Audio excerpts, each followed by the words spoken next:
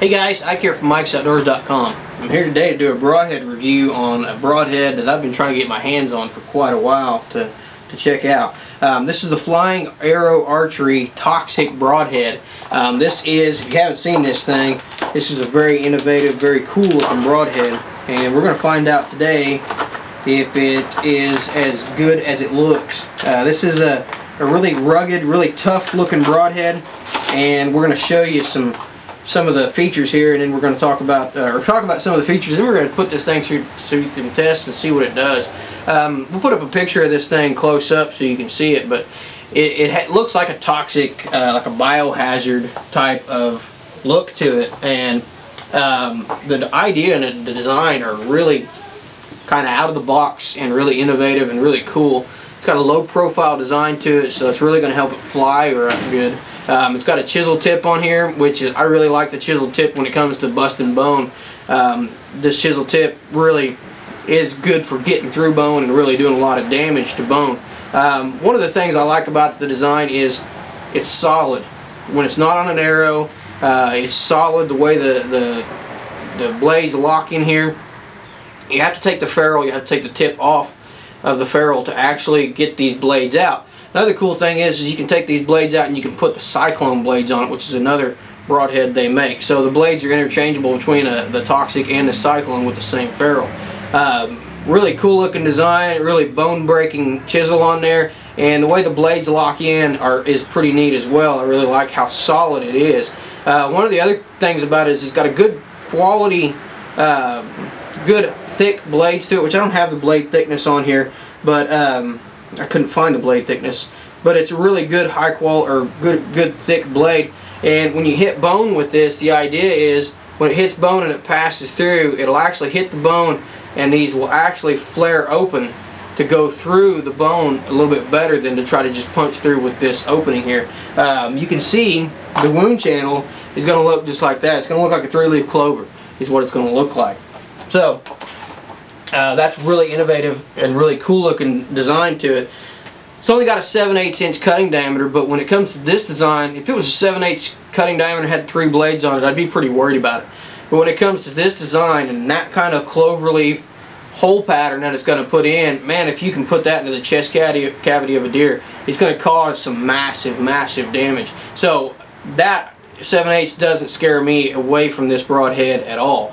There's some questions that I have about this broadhead, and we're going to try to answer today, and that is, one, how does it fly? It's got a good low profile to it, but does it fly right? Does it make some noise when it flies? I've got a couple bows that are broadhead tuned, and we're going to be shooting them out of it. It should fly just like my other broadheads, which should be right into the bullseye. The other thing that I question about it is the wound channel is going to be great, but how much penetration are we going to get with this broadhead? Putting that kind of massive hole into an animal, is it going to be able to penetrate good? The bow that I'm going to be shooting today is the Bowtech RPM 360, and the reason why I picked that bow is because right now it's bow tuned and set up for a hog hunt that I just went on, and it's putting out 72 foot-pounds of kinetic energy. So 72 foot-pounds of kinetic energy, you know, that's enough to shoot just pretty much any large game animal on the planet, and put a hole right all the way through it. So it's putting out plenty of kinetic energy, enough that it should get really good penetration with this broadhead. So we're going to go out, we're going to go to 20 yards, 30 yards, 40 yards with this thing and see how it flies. I'd go farther than that, but 40 yards is all I got. So we're going to go out to 20 yards, see if we can hit the broadhead or hit the target, and then we're going to move back out to 40 yards and see if I can notice any kind of kick to it or any kind of trouble with the flight pattern of this thing. Then we're going to put it through some penetration tests and put it through some destruction tests and see how it holds up.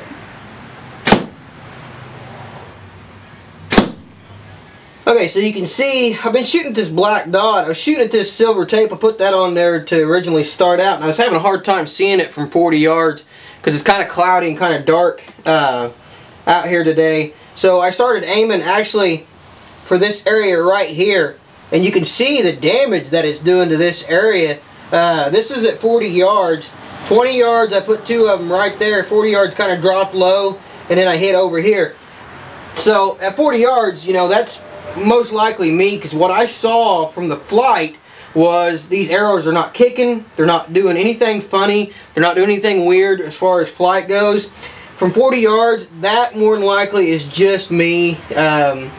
You know, not the arrow. At 20 yards, you can see I put 2 of them right there, and again, I just couldn't see this corner or this cross here through my peep sight today, but I could see this area right here, so that's where I was aiming at, and it looks pretty good. What I want to show you is when I pull this out, this is a very tough target, and you can see the amount of what it's doing. You can see that plug that it pulled out there. That's 1, 2, 3, 4 shots, 5 shots, one right here, and then there's one up here from the first time I shot, but you can see the plugs that it's pulling out there. Just big, massive holes in this target. So it's going to tear up a target pretty bad, and it's going to tear up a deer pretty bad too, or an animal pretty bad.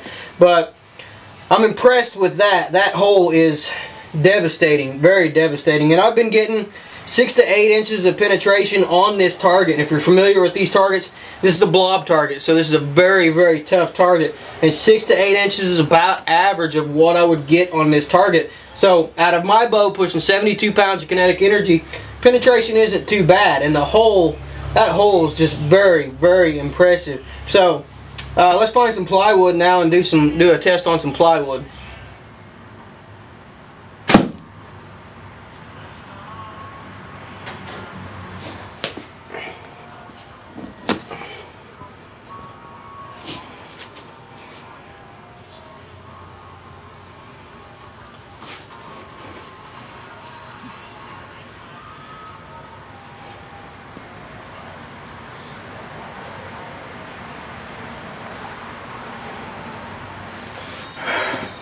Okay, so we put some plywood up here.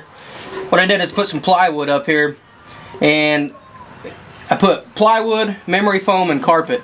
There, went through and went that far through the plywood. Now, before it got to the plywood, it also went through this piece of memory foam here, and you can see the damage it did to that piece of memory foam, and also shot it through the carpet. And here's the hole it put in the carpet, which probably can't see it very well, but it's pretty good, pretty massive hole. Now I got to try to get it out of there. So I'm going to use a hammer.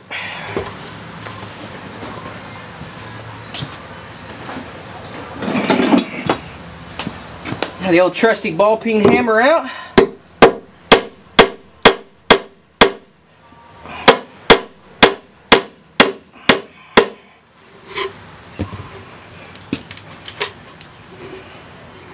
There's the hole it put in the wood.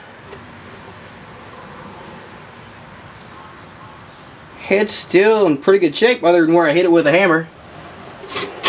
Let's see how it does on just the plywood.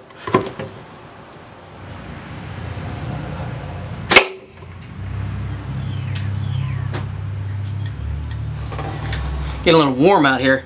So that's the Flying Arrow Archery Toxic Broadhead. And overall, I'm pretty impressed with the wound channel that it cuts.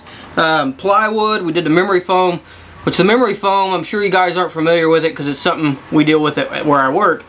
It's got a good ballistics gel kind of feel to it, and it put a pretty good hole in that, and a pretty good hole in the carpet and the plywood.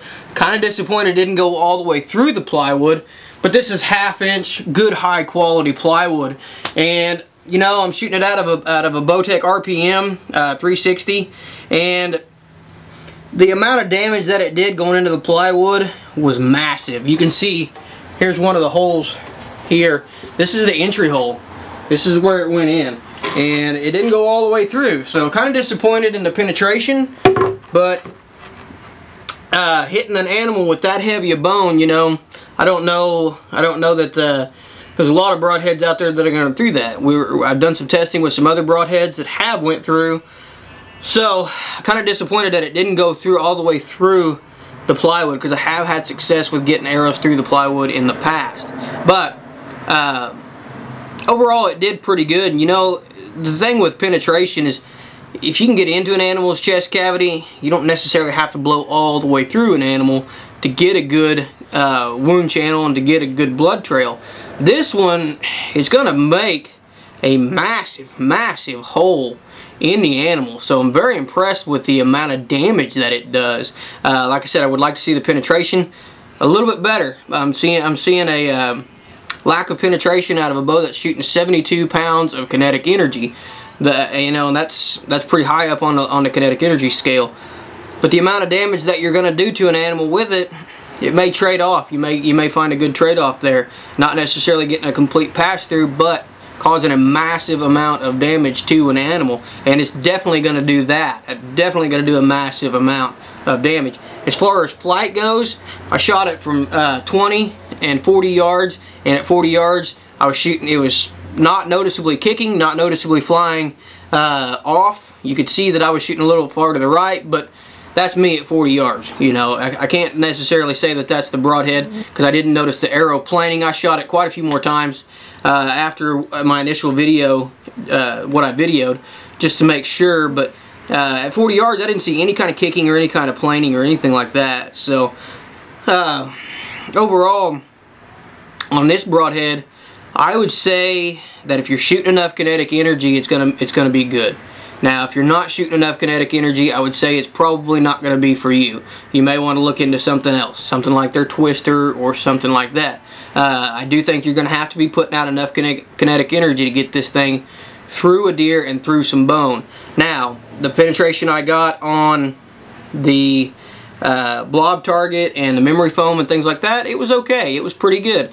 But when it hit bone, or when I hit this plywood with it, boy, it didn't go nowhere. So I think if you get the good shot on a deer, you're going to be okay if you get back in here. But if you're shooting a hog or something like that, or if you hit the deer up into the bone, man, I just don't know if you get the penetration that you need. So that's my opinion on the toxic Broadhead. I'm sure everyone's got different opinions on it, but in my opinion, it creates a massive wound channel, and if you're shooting enough kinetic energy to push it into an animal and get through bone, you'll be alright. But if you're not shooting a pretty high amount of kinetic energy, you're probably going to want to stay away from this one.